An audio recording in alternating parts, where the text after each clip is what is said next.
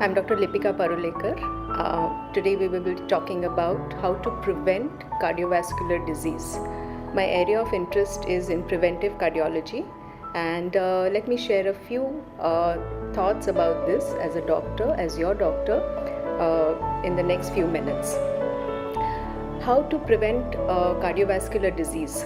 We'll start with what are your risk factors. आपके risk factors क्या हैं? मतलब यदि आप 40 के उम्र के ऊपर हैं, आप मेल हैं, मर्द हैं या औरत हैं, इसके ऊपर भी निर्भर करता है।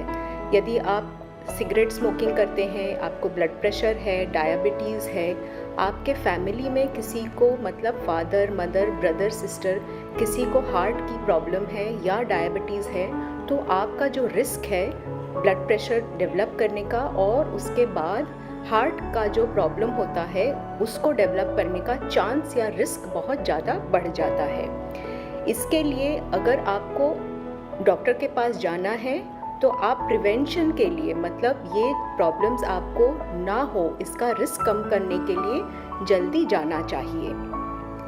ट्रेडिशनल रिस्क फैक्टर्स जो हम बोलते हैं जिसको जो हृदय रोग या कार्डियोवैस्कुलर या कार्डियक रोग को जन्म देता है वो है अगर मेल है, आपको ब्लड प्रेशर है, आप सिगरेट स्मोकिंग करते हैं या अगर लेडीज़ में तंबाकू का सेवन करते हैं जो कि सिगरेट स्मोकिंग के जैसे ही है, अगर आपका कोलेस्ट्रॉल बढ़ा हुआ है, आपको डायबिटीज़ है और आपका कोलेस्ट्रॉल जो अच्छा कोलेस्ट्रॉल है वो कम के तरफ है, ये आपको हृदय रोग के तरफ ज़्यादा रिस्क देता है। इसके लिए हम क्या कर सकते हैं? आपको डॉक्टर के पास ज़रूर जाना चाहिए यदि आपके ये रिस्क फैक्टर्स हैं। तो इसके लिए हम 3 चीज़ों का प्रयोग कर सकते हैं जो कि बोलते हैं A, B और C, जिससे कि ABC of prevention of cardiovascular disease. मतलब ABC से आपका जो हृदय रोग का जो प्रॉब्लम है इसका रिस्क हम कम कर सकते हैं। एक है कि यदि डॉक्टर ने आपको एस्प्रिन की का प्रिस्क्रिप्शन दिया है वो ले सकते हैं जो A है, और यदि आपको ब्लड प्रेशर है जो B है उसको हमेशा आप कम के तरफ रखने की कोशिश करें। ये आप डॉक्टर साहब की सहायता से या उनके सलाह के द्वारा कर सकते हैं। और C है जो कोलेस्ट्रॉल है उसको हम कम के तरफ रखना है। इसमें एक E भी है, मतलब D है और E है। D मतलब डाइट और E मतलब exercise. So A, B, C, D और E, ये 5 चीज़ें आपको ध्यान में रखनी है। ब्लड प्रेशर का हमेशा ध्यान, यदि आपको डायबिटीज़ है, आप ओवरवेट हैं, आपको ये सब प्रॉब्लम्स हैं, तो ब्लड प्रेशर आपका लो के तरफ मतलब 140 systolic blood pressure, that is 140 millimetres of mercury ऊपर वाला, और जो नीचे वाला प्रेशर है 90 के नीचे के तरफ रखना है। इससे आपका जो रिस्क है वो कम हो सकता है। नमक का सेवन, नमक की मात्रा, पैकेज चीज़ें जिसमें हिडन सॉल्ट्स रहते हैं या नमक रहता है, सोडा बाइकार्ब जो बिस्किट्स यदि पैकेट चीज़ों में ज़्यादा रहता है, बेकरी प्रोडक्ट्स में ज़्यादा, इसका सेवन भी आपको कम से कम या नहीं करना चाहिए। इसके अलावा आपको फ्रूट्स, वेजिटेबल्स और नियमित एक्सरसाइज का पालन करना चाहिए। कोलेस्ट्रॉल यदि आपका बढ़ा हुआ है, आपको डॉक्टर साहब से सलाह लेनी है जिससे कि आपका जो टोटल कोलेस्ट्रॉल है, मतलब आपका LDL टोटल कोलेस्ट्रॉल, उसके साथ साथ ही LDL कोलेस्ट्रॉल जो कि ख़राब कोलेस्ट्रॉल हम बोलते हैं, उसको कम के तरफ रखना है। HDL कोलेस्ट्रॉल जो कि ले लैंग्वेज या कॉमन वर्ड्स में अच्छा कोलेस्ट्रॉल बोलते हैं, उसको ज़्यादा की तरफ रखना है। ये आप डॉक्टर साहब के सलाह के अनुसार एक्सरसाइज और टैबलेट्स के द्वारा या मेडिसिन के द्वारा भी रख सकते हैं। सिगरेट स्मोकिंग या तंबाकू का सेवन अगर कर रहे हैं तो उसको आपको घटाकर बंद करना चाहिए, नहीं तो जो रिस्क है वो बहुत ज़्यादा बढ़ जाता है। हार्ट का रिस्क या अटैक का रिस्क और स्ट्रोक का रिस्क मतलब लकवे का रिस्क भी बढ़ जाता है। डाइट और वेट, ये 2 चीज़ें मतलब D और E में आता है, डाइट और एक्सरसाइज। डाइट से आपको अपना जो पोटेशियम लेवल है, मतलब जो सब्ज़ी, फ्रूट और जो नेचुरल खाने हैं उससे ज़्यादा आपको लेना है। और फाइबर, इसमें फाइबर भी रहता है, इसीलिए आपको इसका जो आप सेवन करते हैं तो इससे आपका जो वज़न है वो भी घटेगा और आपका जो कोलेस्ट्रॉल है वो भी कंट्रोल में रहेगा।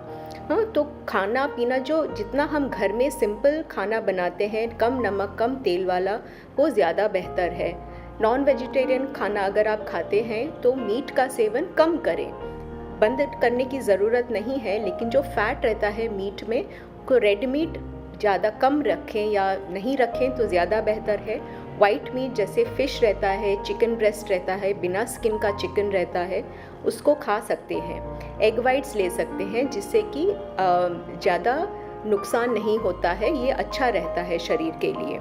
तो ये डाइट और वेट आपके जो बॉडी के हिसाब से है या एज के हिसाब से है, ये भी कंट्रोल में रखना चाहिए।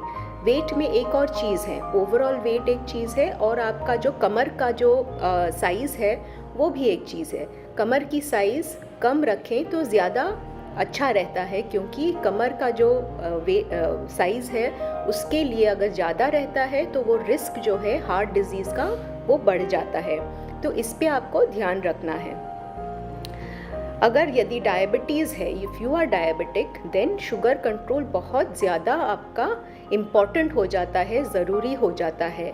अगर आपका शुगर 100 मतलब फास्टिंग के जो टाइम है इसको 120 के नीचे रखना है, और जो खाने के बाद वाला शुगर है उसको 180 के करीब रखना है, 200 के ऊपर नहीं रखना है। ये आपको मैनेज करना है। एक और टेस्ट आता है जो कि आपकी डॉक्टर सलाह दे सकते हैं, जिसको बोलते हैं ग्लाइकोसिलेटेड हीमोग्लोबिन, HB1AC। इसके द्वारा आप अपना जो एवरेज शुगर है, जो 3 महीने का शुगर है, उसको हम कम के तरफ रख सकते हैं, मतलब 5.5 से 6.5 के करीब। मतलब ये आपका शुगर कंट्रोल बहुत अच्छा है। इसके अगर ऊपर है तो शुगर कंट्रोल ठीक नहीं है। कभी कभी डॉक्टर आपको HB1AC, यदि आप डायबिटिक हैं तो इसकी भी सलाह, मतलब टेस्ट करने की सलाह दे सकते हैं। तो इससे हमको आसानी होती है कि डायबिटीज़ का कंट्रोल अच्छा है कि नहीं। अगर डायबिटीज़ कंट्रोल में नहीं है तो इससे हमको मालूम पड़ता है कि जैसे पॉइज़न ब्लड में फैल रहा है, क्योंकि अगर शुगर कंट्रोल में नहीं है तो प्लेन शुगर ब्लड के अंदर सर्कुलेट होता है, और इससे हर ऑर्गन को, चाहे वो ब्रेन हो, चाहे वो मसल हो, किडनी हो या हार्ट हो या लिवर, सब हर ऑर्गन को अफेक्ट करता है। आप बहुत ज़्यादा थकान महसूस करेंगे यदि शुगर कंट्रोल में नहीं है। पेशाब की जो फ्रीक्वेंसी है, आप बार बार टॉयलेट में जा सकते हैं, आपको पेशाब इंक्रीज़ होगा, और भूख आपको एनर्जी बिल्कुल नहीं मिलेगी, क्योंकि बॉडी में एनर्जी ही नहीं है। जो शुगर एनर्जी में कन्वर्ट होती है वो शुगर पच नहीं रहा है, क्योंकि इंसुलिन नहीं दे रहे, मतलब आप ना इंसुलिन दे रहे हैं ना टैबलेट ले रहे हैं, इसीलिए वो नुकसानदायक है। अब हम आते हैं कि डायग्नोसिस हम एक्सरसाइज की तरफ। हाँ, एक्सरसाइज बहुत ज़रूरी है जब हमको डायबिटीज़ नहीं प्रिवेंट करना है और हार्ट का जो प्रॉब्लम है वो भी प्रिवेंट करना है। एक्सरसाइज के द्वारा रेगुलर अगर पेशेंट एक्सरसाइज करता है, उसमें आपको वॉकिंग भी करना है और स्ट्रेंथ ट्रेनिंग, मतलब जो मसल के एक्टिविटीज़ हैं उसको भी आपको ट्रेन करना है, क्योंकि जैसे जैसे उम्र होती है मसल का जो साइज़ है और जो उसका जो स्ट्रेंथ है वो कम हो जाता है। तो स्टेयरकेस चढ़ना, स्क्वाट्स करना या लाइट वेट्स उठाना, ये भी ज़रूरी हो जाता है वेट कम करने के लिए। लेकिन जब आप कोई एक्सरसाइज प्रोग्राम शुरू करें तो ज़रूर अपने डॉक्टर से सलाह लें। अगर आप डायबिटिक हैं, ब्लड प्रेशर है आपको, या कोई हृदय का प्रॉब्लम है, तो हमेशा फ्यू टेस्ट करना ज़रूरी होता है, क्योंकि उससे हमको पता चलता है कि जब भी आप एक्सरसाइज कर रहे हैं आपके हार्ट को या ब्लड प्रेशर को कोई नुकसान तो नहीं है। जब ये टेस्ट नेगेटिव आते हैं या अच्छे आते हैं, डॉक्टर साहब आपको सलाह या एक्सरसाइज के लिए सलाह या क्लियरेंस दे सकते हैं। ये ज़रूरी होता है, क्योंकि कभी कभी ज़्यादा एक्सरसाइज से हार्ट का जो गतिविधि है वो ऊपर जा सकता है और कभी कभी अगर उसमें प्रॉब्लम है या ब्लॉक है तो तकलीफ़ में आ सकते हैं। तो ये फ्यू जो टेस्ट हैं या डॉक्टर की सलाह है, अगर आपका रिस्क ज़्यादा है, रिस्क स्ट्रैटिफिकेशन जिसको आप बोलते हैं, जिसको हम बोलते हैं, इसके द्वारा आप रेगुलरली अपने डॉक्टर से मिलें, उनकी सलाह लें और आपका जो रिस्क है हृदय रोग का वो ज़रूर कम हो सकता है।